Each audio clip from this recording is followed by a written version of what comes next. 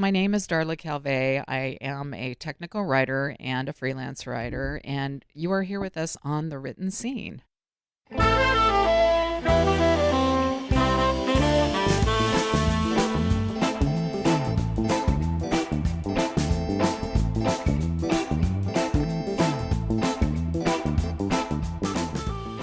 Hello and welcome to The Written Scene. My name is Adam Greenfield. I am the host, and among other things that makes this podcast, I just do it all, I guess.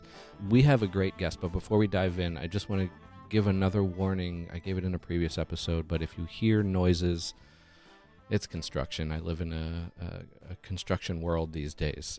So if you hear odd noises, sawing, hammering, even trucks backing up, that awful beeping noise, that is that.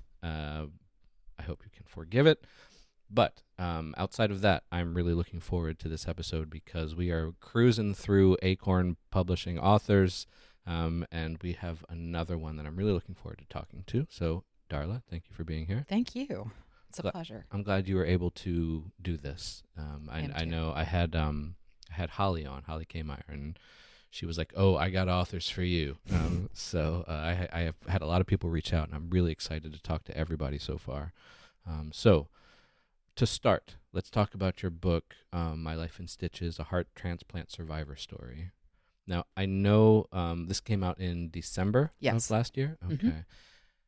And it's really not just about someone getting a heart transplant, is it? No. Okay. It's a journey. Yeah. Like most memoirs, it is definitely a journey. And people will often say, well, you need a transplant, you just get listed, and boom, there you are. And for me, it was a 14-year journey. 14 years. Yes. Wow.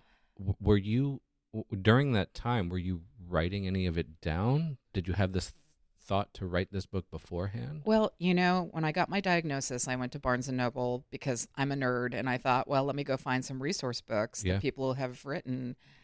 And there was a diabetes section, there was a cancer section, but in cardiology, there was very little. And I actually asked a professional writer about that, and she said, well, cardiology isn't as sexy as, say, another disorder like breast cancer that people, men and women, can get behind, which I found shocking and amazing. So, newly diagnosed, I decided very early that this book would become a reality. I wanted it to be a reality for other people to help them. Yeah, because who knows who went to Barnes & Noble looking for that same book. Exactly. So when you wrote this and finished it, what did it do for you as a person and also for that healing process? Well, during my illness, I had congestive heart failure that they think came from a virus. And when I was suffering with that, with heart failure, your quality of life is very poor. And it's hard to breathe, it's hard to walk, it's hard to do much of anything. And I asked a spiritual person in my life, can I give some meaning to this suffering? And his response was, well, go help other people. And so I thought selfishly, if I wrote this and helped other people, that would help me cope. And it actually did. It was a very cathartic process for me. Have you met a lot of people who have read it and come back to you with the same? It's still fairly new, so I'm mostly talking to people who know me already. But when I go visit patients, oftentimes for my medical team, they will say to me, the patients will look up at me from the hospital bed and say, well, tell me your story. And it's kind of like, do you have 3 hours? Right. And so now I'll just bring them a copy with me, and that way they can follow me on the journey and they can see that they're not alone. And they can follow it on their time as well. Exactly. That's very cool that you have that for them. Do you do a lot of visits? I do. Before COVID, I probably did more. Now they're a little bit more careful, but I work on what they call the script comfort team, and it's people like myself that are former patients that go and visit. And especially if someone is facing a heart transplant, it's such a big decision. And honestly, some people opt not to go through the process. So the doctors feel that having someone who's walked a mile in their moccasins will help them come to the correct decision for them. Yeah. That comfort level, someone who's been through it, who knows, who can answer questions about it. Yes. It's kind of, this is a very terrible comparison, but that this podcast is kind of like that for me. Like, I'm talking to people about it and going and finding comfort in their successes and struggles. Sure. Because I know what's ahead now. Absolutely. So that's cool that you have this book out there. But I want to go back because I just wanted to talk a little bit about the current stuff, but I want to go back to when way long, even before the diagnosis, like when you were a kid and everything. Were you a reader then? Yes, I Yeah. was a reader and a writer. Oh, I wow. Okay. consumed books like crazy, and I won an essay contest in, I think, seventh grade. And that was Nice. kind of the beginning of it for me. And I took a few detours. I was a college professor for about 10 years, taught behavioral science. But then writing my dissertation, that made me realize that writing really was my love. And Yeah. that's what I wanted to end up doing. What was your first story about? My first story was about my Italian parents and the types of Christmases that we would have together. Oh, fun. Because it was a big, big ordeal. My dad would hang stuff from the ceilings, and it was way out there, but it was kind of fun content. Yeah. How long was it? It was, I think, a page and a half. Page and a half. Yes, All right. in seventh grade. Did you try your hand at fiction at all? Or were you just writing, just... I was also the editor of our little school newspaper, and it was very Okay. tiny. So I got the interaction of working with other writers and being their editor and, Yeah. sorting out the chaff from the grain. And, a couple of my friends that I still know from grade school said, I always knew you were going to be a writer. Yeah. It took me longer to figure that out, but they always kind of knew. I think from what I'm finding out, that's a very common avenue and path for writers, is they don't start off as writers. Absolutely. You've got to go through certain things. And I don't know, I hate to say you have to go through them, because I'm not sure. I think we end up going through them more than having to go through them. So you went through a lot of different paths to get here. What was your education like growing up then? Were you focused at all on writing, or did you mainly stay towards what your degree was? Because you have a degree in education? I do. Okay. That's what my doctorate's in, and I have a master's in sociology as well.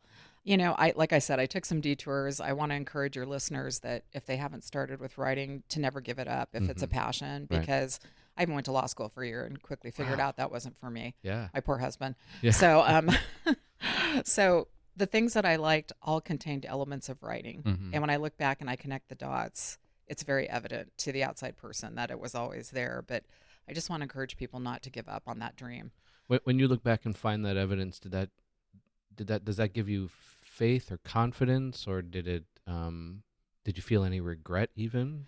A little regret, but most of my jobs have contained at least a kernel of writing, Okay. And Okay. specifically technical writing. And now I work with a wonderful nonprofit in San Diego doing a lot of their proposals and doing more technical writing and reporting and research. I'm working on a UCSD research project as a PI, a primary investigator. So, I think if you look at what really lights that fire in you and you see writing, you really can't ignore it. It's like a ghost. It's going to come back and keep haunting you until you do it. What little things were popping up during the time that you were writing all of these things that weren't so, I guess, creative? Well, just for fun, I like to write op-ed pieces, and I've had Okay. a couple in the San Diego Union Tribune, and for better or worse, I didn't know how explosive they could be Yeah. taking a position, but Journalism's a hard gig. one of my fellow professors used my op-ed piece in her class as an example of persuasive writing. Oh, And so okay. to me, it was kind of like, if another one of my educators that I respect sees something in my writing, then I should probably return to that. So that's when that professor used it, Yes. While you were in college, undergrad even, were you getting any of that feedback on writing then? Sure. I went to Cal Berkeley and I decided to do an honors thesis, and my advisor said, I haven't really had to do a whole lot of editing. I'm liking this. Good, yeah. So it was on gender and toys, and it was a really fun topic. Yeah. And most of the people in my cohort were hating their thesis, but I had a lot of fun with it. So when I write, I try to include funny elements because it's just my personality. Even in this book, I wrote it sort of a la David Sedaris, although I would never put myself in a category Sure. with him in a million years. I get it. Yeah. But I think you have to be true to yourself and kind of channel your personality when you write, because I had a very good writing instructor in community college, and he said, always tell your reader the truth, because if you deceive in any way, they'll know. And they always do know. So very important. We can't underestimate an audience. Absolutely. It's so hard. And even a little bit before we started recording, you asked who my audience for the podcast was, and I admit I don't fully know. I'm assuming a lot of writers listen, but I don't know if the engineers or the scientists or the mathematicians are listening Sure. to learn about writing. But I have no doubt they read. So you don't want to underestimate who the audience is, for sure. for sure. And one of my daughters is a writer as well, and I think watching her metamorphosis into a professional writer for marketing, she has inspired me to go back and to embrace my roots as a writer. Yeah. Because if you've got it in your blood, you've got it in your blood. You know, there's not a lot you can do about it. And a lot of things will crop up in life and point that out. Yes. Yeah. I have held numerous jobs that were non-creative. Everything from working at a car parts recycling business to serving court summons to managing my own Papa John's. Like, I've done all these things, and every single job, every single one of them was a reminder that I was not doing what I was supposed to be doing, and that is writing. Well said. You know, and now when I write, I don't know if you're the same. When I write now, I'm like, oh, I'm in my happy place. Like, this is where I'm supposed to be, and I'll lose track of time, light. Like, it'll be dark in my apartment. You know, like I just lose track of it because I know I'm in the right place. Absolutely. Yeah. When you write, do you need a certain environment? I have a home office, kind of like you do, and I go in there, and I also have a very alpha French bulldog who will start grunting, and she'll interrupt me, but she's really the only one. My kids are grown. So it's pretty much in my home, in my little space. Yeah. Okay. That's good. So you're comfortable. Yes. There. Yeah. Have you tried writing in a different environment? I have. I've kept travel journals, for example, when I've been traveling.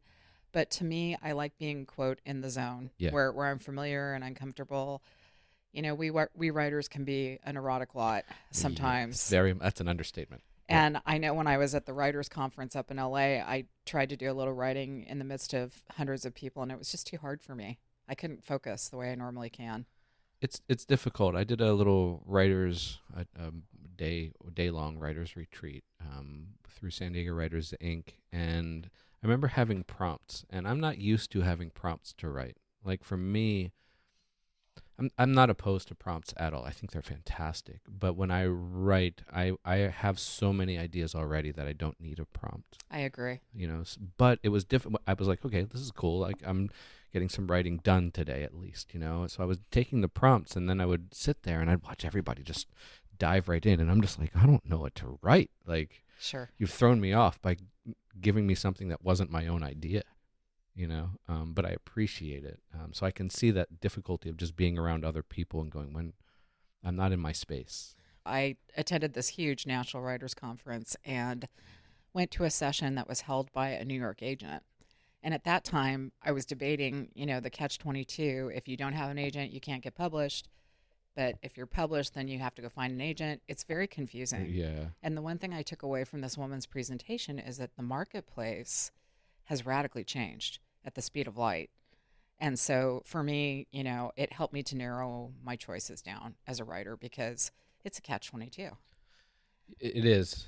It's hard to it's hard to determine what's going to work out, you know. Like I was talking with a writer friend, Kelly Bowen, this morning about that actually. She's trying to find an agent too and sending out all these queries for it, and I'm kind of watching her going, I thought about last year, I was like, you know what, I'm going to get my book done and then I'm going to find an agent and then go from there. And I'm not sure I'm going to do that now. Right. You know? Well, you've spoken with Holly too, and from Acorn, and there's other options. That's one thing that, you know, is important to know is there's other options if you don't choose to go with the big four or the big five, you know, publishers. And the hybrid avenue is becoming much more popular these days. A little more expensive. It's growing in cost, right? And I hope that isn't a deterrent for many good writers out there, but that it's still an option that allows you to get your book published and get the professional kind of publishing experience. Absolutely. You know, for me, I was viewing it as a legacy as well. If you have something that you want to tell the world about, it's a burning desire and you want to make it happen, it's a good way to go. I'm glad you brought up legacy. I have a question about legacy in here, and I was going to save it, but since we're here, let's talk about it, because I'm curious, and I've asked others before, I'm curious about if they've thought about legacy while writing, before writing, or if it comes to them after, or if they don't ever think about it at all. Is, you know, even with your kids who are adults now, I mean, did that factor in while writing this? Yes. I mean, interestingly, I don't think either one of my grown daughters has read my book yet. Oh, okay. And I think that may be because they still feel like they lived it with me, which they did. My husband read it. and was quick to correct me on some factual dates. Always helpful. Yeah, after the fact. But anyway, Right. so to answer your question, for me, I not to be dramatic, but I technically died twice waiting for my new heart. That's not dramatic. So when you, you know, it's factual. So Yeah. when you go through life-changing events like that, the transplant community, everyone is so grateful just to be here that when people come out of transplant, typically they'll either live their life bigger and bolder than they ever have before, and I'm in that camp, or they just kind of become reclusive and they live off on their own. There's not a lot in between. And the reason for the latter is because they're afraid of infection, they're afraid of being immune suppressed. Yeah. But to me, it was like a golden ticket for another shot at life. And honestly, one of the first things I thought about when I woke up after my surgery was, I am going to write this damn book, and I'm Yeah. going to write it the best way I know how.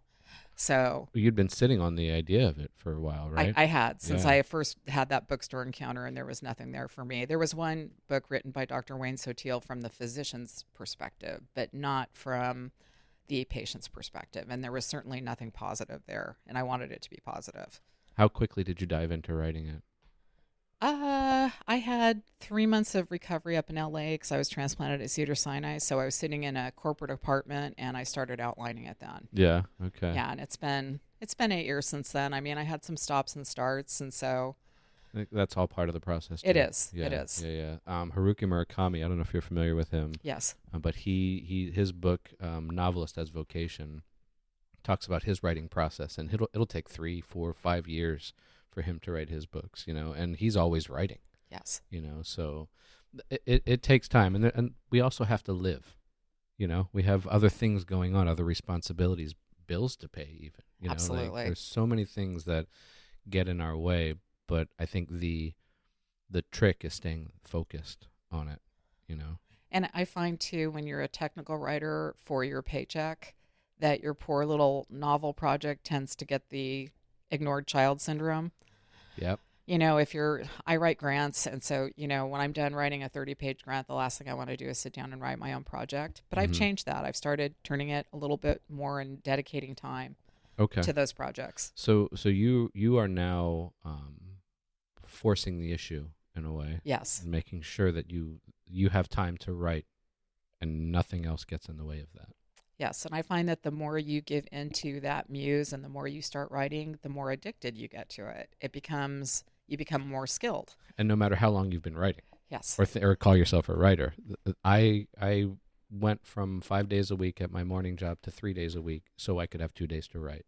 And now I want to quit that job entirely and just do nothing. And I've been writing since I was 3. Wow. I taught myself how to read at 3. My first story was at 7 or 8. These writing and reading has always been a part of it, but now I'm like the most excited about it because I'm serious about it. Sure. Do you consider writing to be work? I don't, but I don't consider it to be pure bliss either. Sure. We had talked a little bit before the podcast. It's sort of this cathartic activity that, especially if you're writing memoir, you're digging into some painful memories. Yeah. And it can be very therapeutic. It can also be a little traumatic if you don't want to relive those memories. So it's all pretty important. Yeah, that I hear what you're saying, and I've with my poetry background, there's a lot of feelings in that too. Yes. So I know what it's like to dive into it, and I think that's one thing that I'm not sure a lot of non-writers understand about writers is that we may be telling a story, but we are still digging into things that are very hard. So there's still the craft of writing, but there's also the emotion of writing as well. Right. And that's hard. It's taxing. That's why I love Augustin Burroughs, David Sedaris. I would encourage people to read in the area in which they want to write. Yes. Because they set the gold standard, and then you can try to emulate them, but don't expect yourself to emulate them because they've been doing it for so long and they're so great at it. But I knew that when I wrote this, I wanted it to be, it's such a heavy topic, I wanted it to be somewhat dark humored. There are plenty of incidents in there that people say they laughed out loud, and then people say there's other things that they cried. And so, that's the mark of good writing. Exactly. If you can feel emotion from what you read, They did their job. The writer did their job. Correct. Well, I want to ask you sort of a devil's advocate question about what you just said about reading what you want to write. Do you think that by doing that, you may not see other ways to write and tell a story that would be more effective than the way you're doing it? Oh, definitely. I think a good way to counterbalance that is to take workshops or participate in groups that may not be writing what you're writing. I have a funny story to tell. The first writers group that I joined was through my husband's friend, and everyone in the group was male except me. Most of them wrote Westerns. Oh. And here I come in with this touchy-feely memoir, right. and they weren't always super kind with their criticisms of my chapters that I would bring in, but having someone that had very little experience or knowledge of the topic ended up helping me to become a better writer in the long term. Interesting question. Well, it probably made you more confident about your decision to put that on the page, because then you had to justify why you did it to them. Right. And that's like, oh, okay, this is why I did it, And they wanted action and gun fights and everything. Right. And, I come in with these tales from the hospital and ICU. So I think it's good to be with people who are unlike your style or unlike what you're writing. They will challenge you. I agree. Workshops, they're scary, especially when they're strangers, yes. And you're there in the room while they're reading it. Yeah. It's awful. It really is, but it is so valuable, at the same time. And, some of the hardest things are the most valuable. I'm in a class now at Grossmont College in short story, and it's a bit of a workshop thing. And one of the rules, the professor is Enrique Cervantes, who I hope to have on the show. But he stipulated that just because you may not read what the kind of genre they're writing that's not a critique of their writing. You have to learn to read it on the merit of their writing alone. So it's kind of a critical thought process. It really is. Mm-hmm. It really is. And I think that's super helpful for me, because one of the students was like, "Can I do fan fiction?" And I don't like fan fiction. Right. But I have to allow them, because that's their style of writing. So I have to be open enough to go, okay, well, let's just look at the writing on its own and see from there. Sure.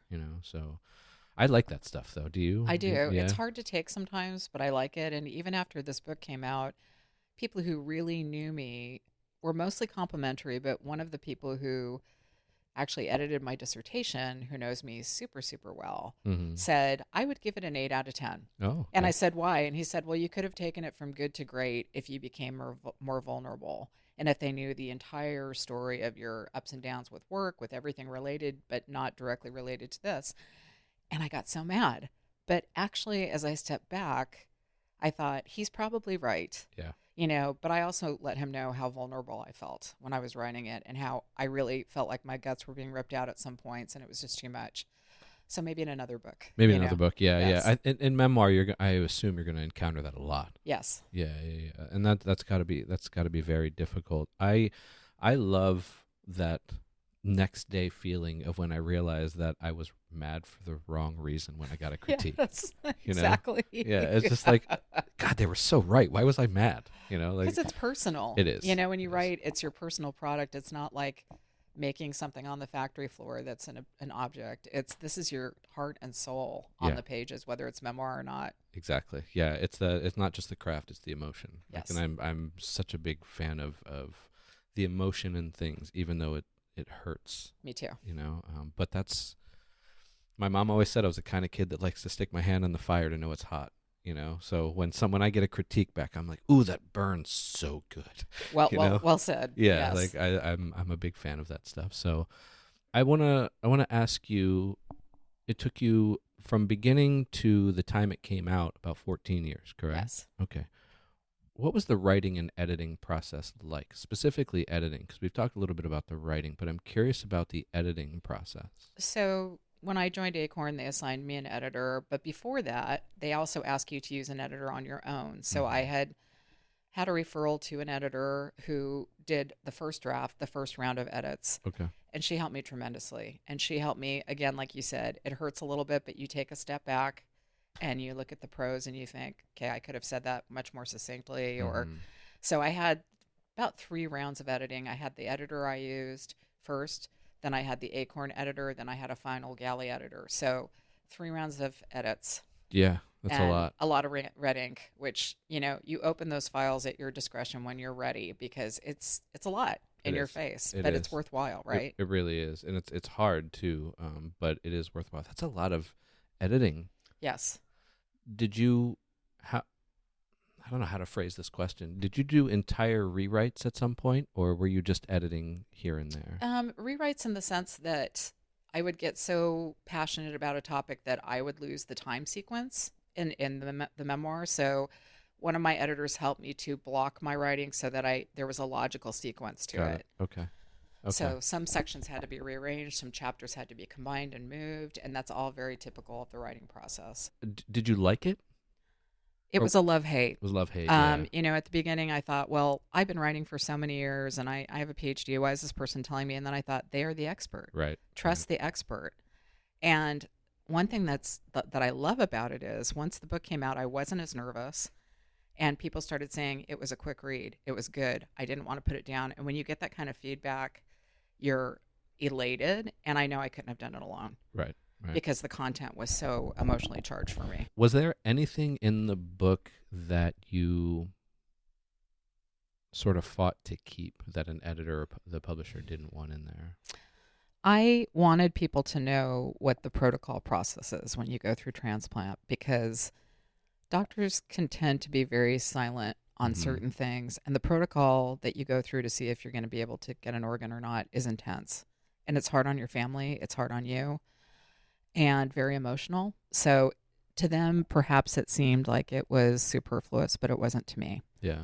And I actually woke up one night thinking, oh boy, I can't replicate anything from the hospital's literature because I don't want to get sued. And so Leslie Ferguson was there for me and she said, put it in first person and then you don't have to worry about it. So But smart. that was a section that we struggled with because it's a lot of information to know and it's interesting, but I don't think that the medical community necessarily wants it out there. Really? Yes. What would they be worried about?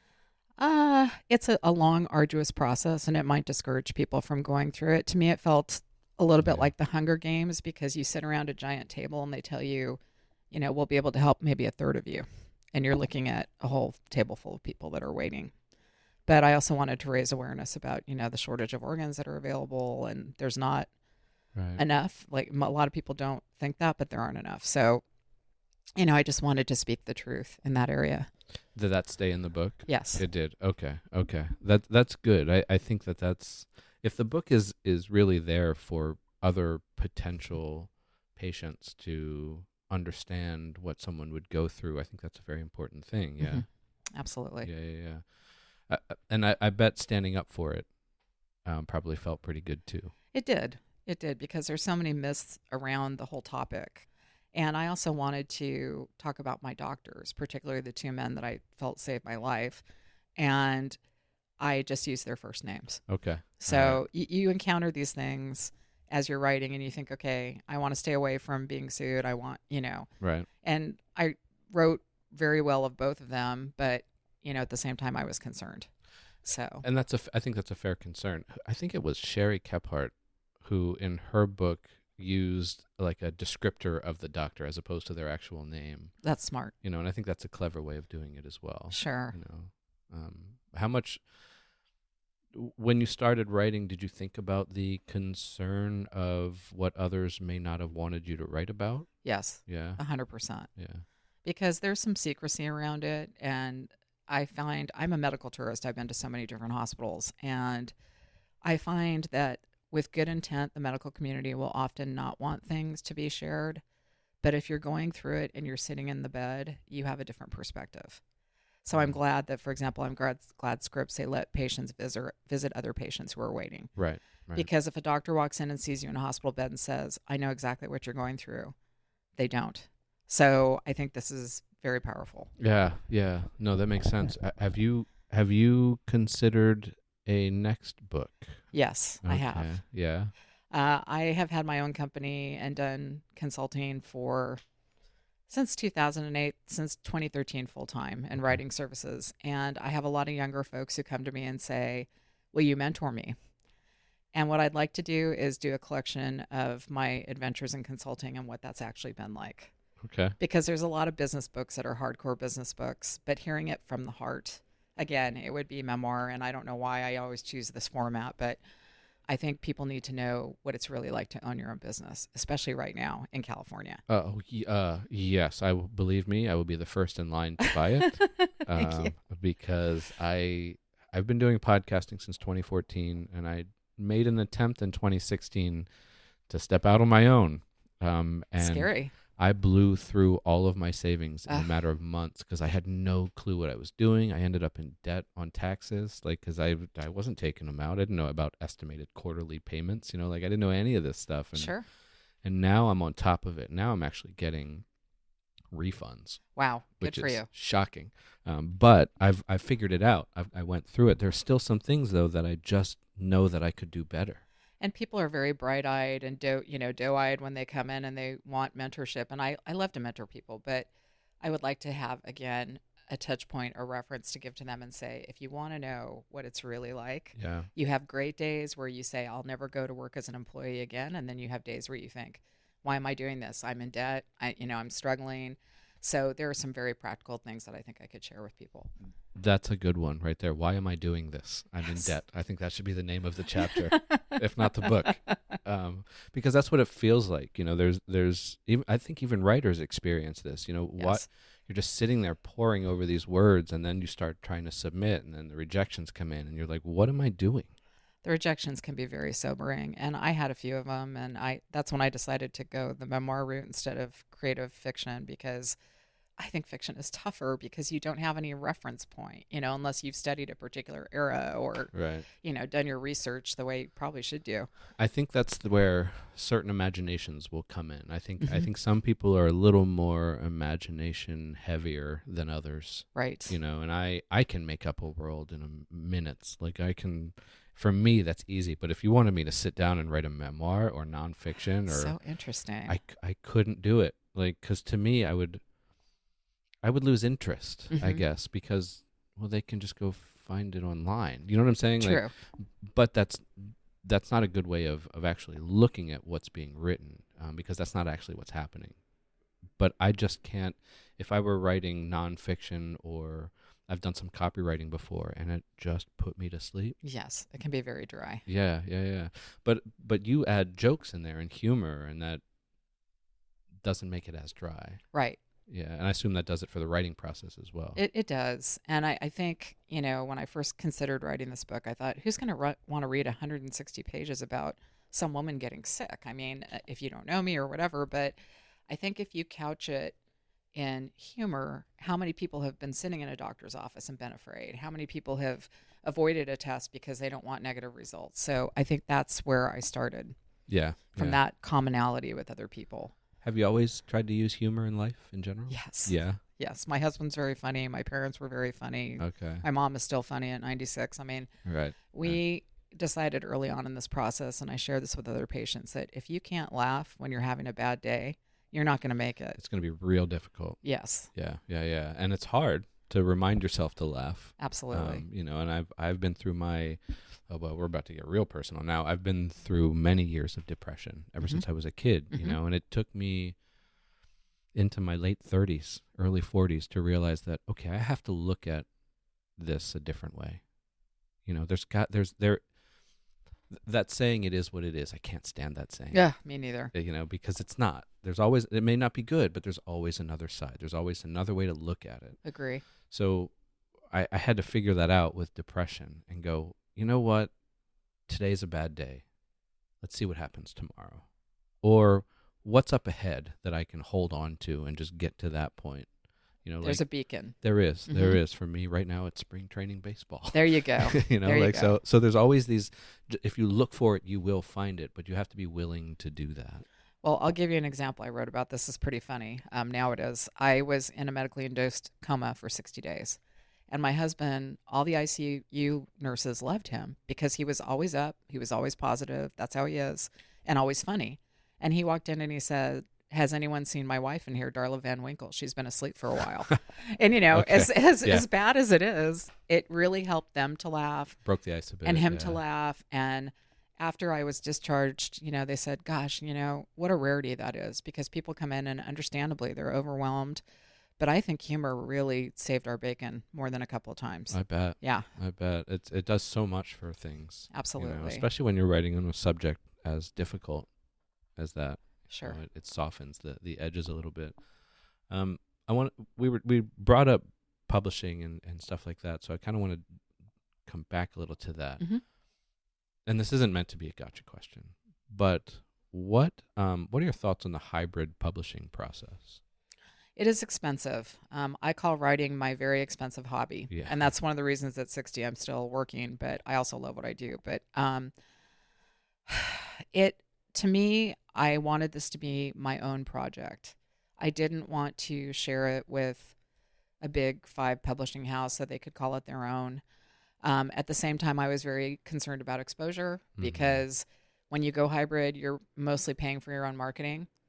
And right at the beginning of the process, someone really ticked me off by saying, oh, you're doing vanity publishing. No, well, if you want to call it vanity publishing, that's fine. But at Acorn, they still have to accept you as an author. Correct. And so I was very happy when they were wanting to take me on. And when people ask me, I say, be prepared to have about $10,000 in your savings account. That's what it's going to run that you want to put towards this. Yes. Not just in the savings account, but what you want to put towards it. Yeah. Right. And I'm still not done with marketing. And like I said, if it's important enough to you, you'll make it a priority and you'll do it. And I received some of those rejection letters, not for this book, but for other pieces that I had written. And they affected me greatly. They made me have a bad taste in my mouth about big publishers. Yeah, yeah. So I had one woman say, oh, I love the first 10 pages and you lost me. So, and you think, okay, well, we could have built on the first 10 pages, but, it's very frustrating when you have a great idea. Yeah, and it's so hard because the whole thing is so fickle. Yes. Just who knows what the editor in the next door over would have thought of the other remaining pages. Right. You don't know, but they're not going to be like, hey man, can you read this? Cause I didn't like it. They're not. Yeah. And sometimes you're getting someone, no offense, but someone right out of college who is used to reading Keats or used to reading, and then they read your manuscript. So it's a crapshoot, but I think for someone who really sincerely wants to get published, I think the hybrid is really a good way to go. Yeah.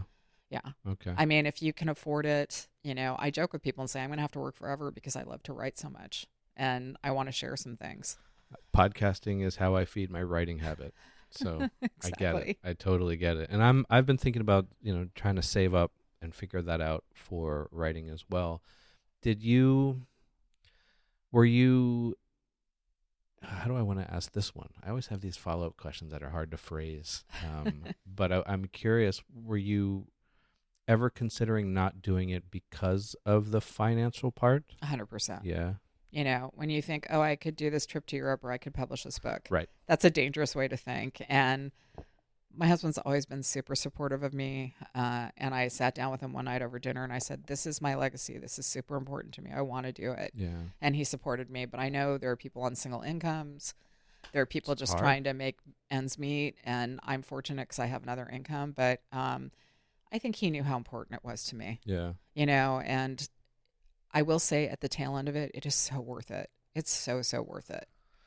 It's going through the fire, but you, in the end, when you come out, because you have a book now, right? It's in my hands. Exactly. Yes. Yeah. You're in the Library of Congress. Right. You've got an ISBN number. You are now not just a writer, but you're an author. Yes. And for a lot of us, that's a big deal. It is a big deal. It's huge. Yeah. Or you have someone, I've had people share copies of my book, which I love, and they've emailed and called me saying, this is what I needed. Thank you for doing this. And that's where it really comes full circle too. Yeah, that feedback from the people you don't know are reading it. Yeah, I just talked to a woman who she's a stranger to me, but she's going up for a liver transplant and got connected through my book. And it's that pay it forward thing, the ripple in the pond. It's great. Yeah. In community for anyone, whether you're going through a health issue or writing the book, yes, it's massive, and I bet you found that. I mean, the Acorn community is so big right now and growing. It is. And they have all different types of writers.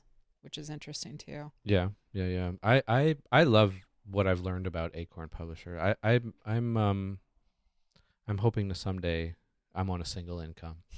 But I'm hoping to someday figure out how to get into a hybrid publishing because I'm not a marketer.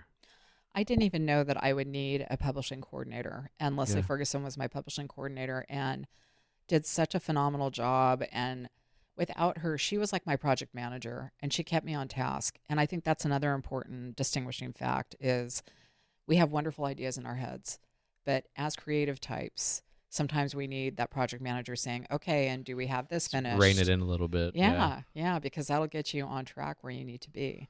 It's good to have those bumpers like a bowling alley. Sure. Absolutely. Just keep you out of that gutter and keep you right on track. And it's cool that the hybrid publishing aspect has that for people, because that's not easy, that stuff. And it's a two-way process. It's not like having someone cut you a royalty check and then be, okay, well, we're telling you need to do this, this, and this. It's more a collaborative process, which I really appreciated being a creative person. So you like collaborating with others? I do. I think the best books, some of them are written in a vacuum, but not very many, Yeah, and I mean, I had a guest recently who said the biggest collaboration is that when you finish the book and it's in the reader's hands. Ah, there you go. And That's I thought beautiful. that was a cool way of looking at being a writer. Sure. Because it never ends. No. It doesn't. That collaboration aspect and the success of your book doesn't end once you've put it out there. No. But I did want to mention too, the other thing that pushed me over to the hybrid model was when I took that workshop at that writers conference, someone gave a startling statistic, and I don't know how true it is, that say 50,000 self-published pieces go up on Amazon every day, which blew my mind, and I don't know how correct it is. But it seems like there's an ocean that you can fall into and never come out. Yeah. So when my book debuted, I mean, granted, it was in memoir and pathology, but it debuted at #1, which was super cool for me. Yeah. It didn't stay up there in terms of all the books, of course, but not unless you're J.K. Rowling. But it. Thinking of that many people self-publishing, I thought it's never going to see the light of day. It never will. Well, and who's to say that what they're self-publishing is? Sorry, who's to say it's good? Right. Correct. And that's what scares me about self-publishing, because I may think I'm a great writer, but I know there's stuff I'm going to miss. I agree. And I don't want to put that out there. Mm-hmm. I don't want a book out there that has a missed spelling or just not a good story. Right. And so while I respect it, I would want to make sure that I went through a process with someone else who does editing. Double checking you. Yeah, at least one other person. Absolutely.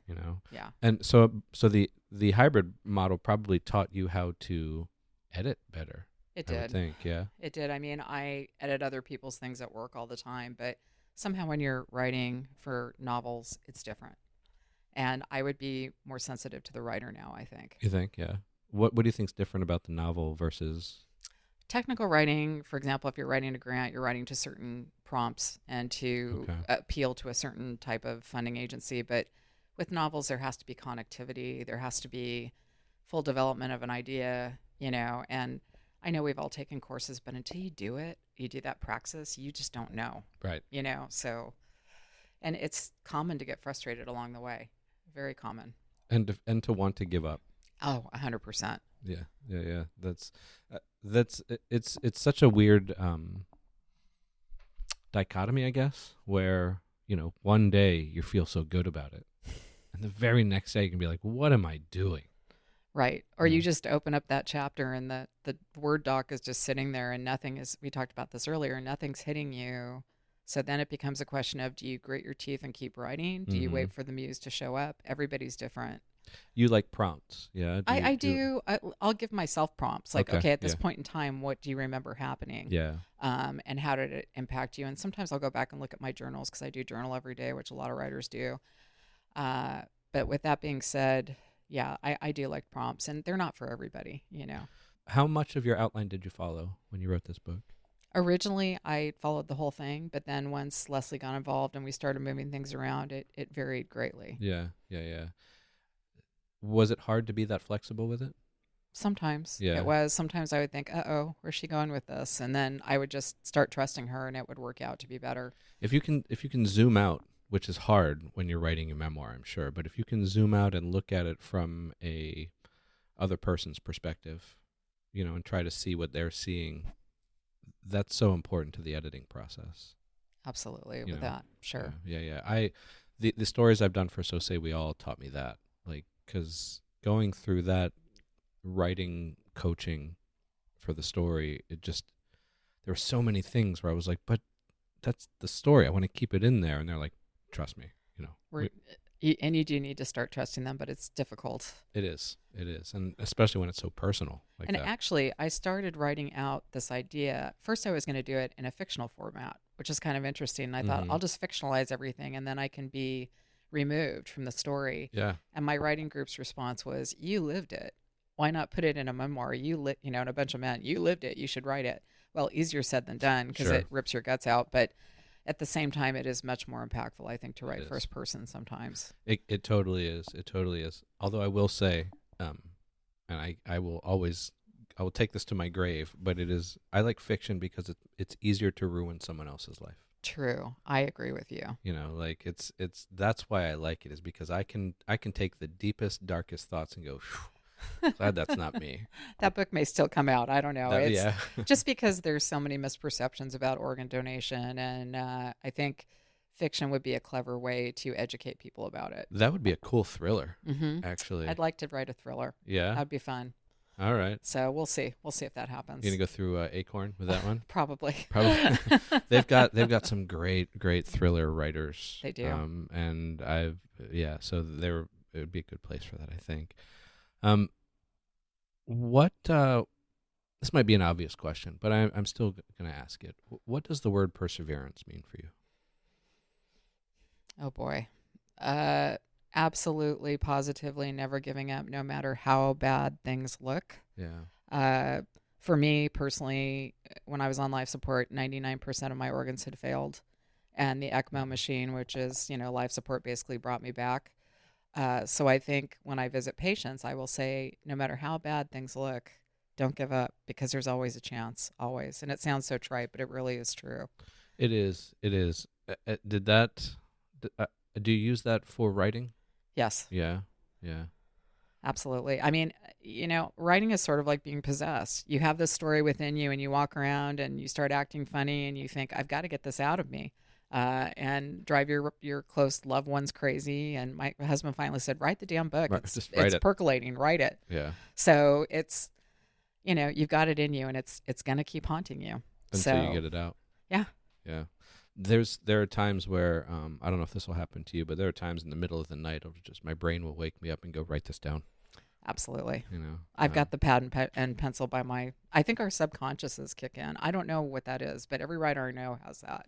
I don't know either. I like it and I hate it, because I really do want to sleep, but sometimes there's some great ideas. Sometimes there are really bad ideas in the middle of the night. But sometimes there's some real, like I'll wake up in the morning and read the note that I put on my phone and go, oh, hey, I forgot I was up at 2:30. And that's actually not a bad idea. It may not stay completely the same, but I also don't know why brains do that. Like, what is happening when the brain's so strange. Hey, do this. And you get some really good ones. I mean, I've talked to writers who have had ideas in the shower.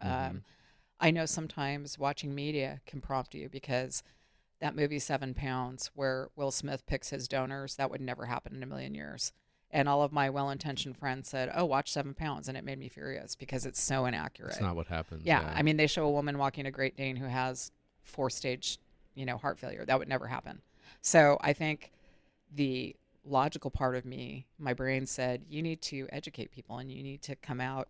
I've been an educator. You need to show people what the truth is. Let's be real about it. And that might prompt some of your writers too that are listening to, if you have a content area of expertise that you can share with the world, please do it.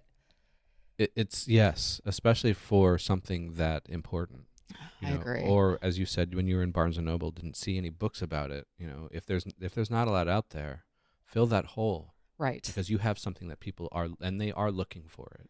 I'm sure there are listeners of yours that have been caregivers for someone dealing with a chronic illness. And I told my husband the caregiver is the forgotten person in the story. And caregivers, if I'm giving anybody an idea, I'm thrilled because caregivers, there's very little. I was just about to ask, is he writing his book? He should, but Yeah. he's an accountant, not a writer, so that's not going to happen. He So needs please, a ghostwriter. Hint, hint. have at it. Yeah, exactly. yeah.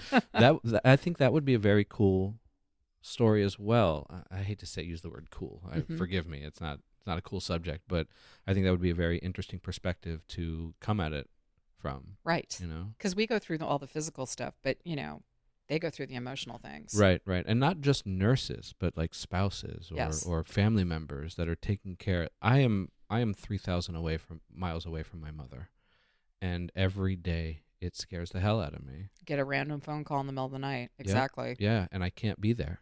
Sure. You know, and I don't know, moving back there to take care of her would be really tough. Like that's such a hard. I've battled over that internally for years. We all do. You know, like because I love living where I am, but she's my mother. Absolutely. You know, like and I've also thought, well, maybe my brother can help out. You know, and I can go back every once in a while and not be there all the time, not have to move back. But still, it's a hell of a position to be in, I think. And the book would be very timely because we have an aging population. A lot of us have parents who are in their 90s, and there's no instruction manual. There really isn't. There really isn't. I watched my mom with her mother and her brothers and sisters when it was happening, and things just fell apart because I don't think anybody knew what to do. Right. You know? So, and that's scary. It's scary. All right. So I kind of want to talk a little bit about, we've talked about non-writers in the audience. So over the years, as an independent contractor making podcasts and doing it for myself and for other people, and I've even taught classes on how to make podcasts, I've noticed that the surprise that people have when it comes to how much work is put into these things. You know, we are creating an idea out of thin air and making a tangible thing, and it's not that easy. So, but what I've noticed is a lot of people are so very surprised by how much work it takes to do that. Why do you think society in general has this belief that doing it is easy until they actually do it themselves? Because most of them haven't done it. I mean, I think the first day, I remember the first day owning my business, and I had a little card table and my laptop and a chair. And I thought, what have I done? You know, you give up the stability of a solid paycheck. You give up a lot sacrifice to pursue your passion. And when I'm mentoring these folks, I say, how hard are you willing to work? Because you will have to take client calls at 10 o'clock at night when you don't feel like it. You'll have to get in your car and drive when you don't feel like it. And some of them don't pursue it because it's just too much. It depends on how on fire you are about it. But that's a great question. I've always wondered, because I've come across people who are just like, well, what's the quick and easy to do this? And I'm like, look, it's not going to be good, but here you go. You know, I think because we're Americans too, we want everything yesterday, and we want an instant clientele. And it's taken me years to build my clientele. If you do it right, especially, but we're not the most patient culture that's out there. No. And when I've met people internationally, I'm amazed by their levels of patience and how tolerant they are. Yeah. So maybe we could take some notes from that. It'd be nice, wouldn't it? I mean, as I said, Murakami's writing his books in 5 years, so he's got a lot of patience built in, I'm sure. Sure. You know, I had someone ask me, I was teaching a podcasting class, and someone was like, how can I make a podcast very quickly? I was like, just turn on your phone and hit the recording app. Like, if you really want that your sound quality is going to take a hit. Mm-hmm. Yeah, it's not going to be that great sounding. But if that's really what you want to do, go for it, and you've just wasted all this money on my class, you know. But if you really want to know how to make a good sounding podcast and all the things that come into it, and how to tell a story even with a podcast, it's going to take work and production. Yeah. And between technology and AI right now, we want everything yesterday, and I think we've lost some quality with that. For sure. Yeah, I'm self-taught. I went to YouTube University to learn how to do stuff, you know, and I've always been that way. Like if I want to go learn something, I'm going to go learn it. At the same time, on the other side, if I don't want to learn it, I'm going to refuse to learn it, you know, which doesn't really help me all that much. But yeah, like you just have to do it, you know, and it takes a long time. And I think a lot of people give up. There was a statistic in 2020, I want to say, that there's approaching 3 million podcasts out there. Wow. But the crazy thing about that is that only about a third of those were still active podcasts, because a lot of people put out a couple episodes and were like, oh my God, this is work. Too much in the content creation. Yeah, it's this pie in the sky type attitude about this idea they have, and then they don't realize that they actually have to put work into it. I think that's a great parallel with writing, because when I was a new writer, I kept thinking this should be coming to me a lot faster and a lot easier. And it's not part of the process. The process is long and arduous. Yeah. So, and it's joyful too, but it can be, as you and I were saying, you have those days where you don't want to write, but you should write. Mm-hmm. So it's hard, but it's worth it, I think. It is worth it. Yeah. 100%. I wonder if other people go through this that aren't writers, like, do people who manage at a corporation go, ugh, this is hard, but I want to do this, like. Yeah, I this year as a challenge, I started taking daily Stoic courses, Fun. Yeah, because I'm super emotional, so it kind of balances out the emotionality and it chunks things out into doable pieces. And reading Seneca and some of the other Stoics, I've realized sometimes things are just hard, and you just have to hang in there and do them. The Stoics are so difficult to read sometimes. I know.